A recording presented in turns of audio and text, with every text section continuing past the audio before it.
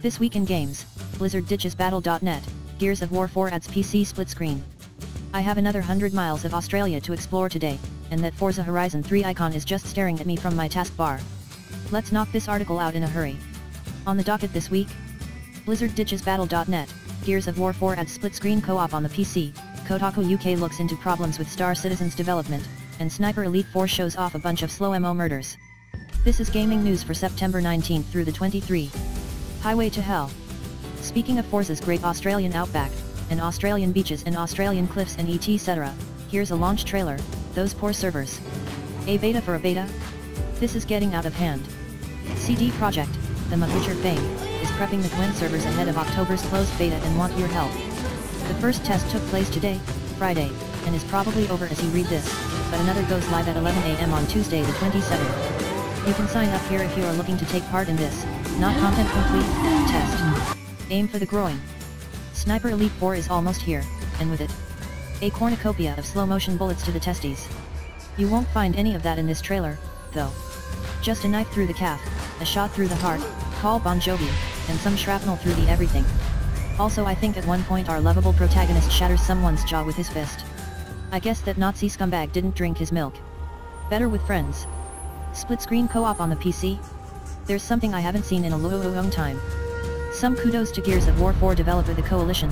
Then this week, technical director Mike Rayner told PC Gamer that split screen co-op on the PC was a labor of love for Gears 4, saying developers have got to put some effort into it to do it right, it's not just something you can tack on. Maybe this whole Xbox Play Anywhere program isn't such a bad idea after all. Frank needs food, badly. More Xbox Play Anywhere stuff? Now Microsoft's just showing off. Anyway, for our third and final bit of Xbox/PC gaming this week, here's a trailer for Dead Rising 4. All you really need to know is that Frank shoots a cannon. Yes, like a real cannon. Where the sun don't shine. Sunless Sea is probably the best game I absolutely haven't played enough of, at least in recent memory. It's smart, it's funny, and it has some of the best Lovecraft-inspired writing to ever hit video games.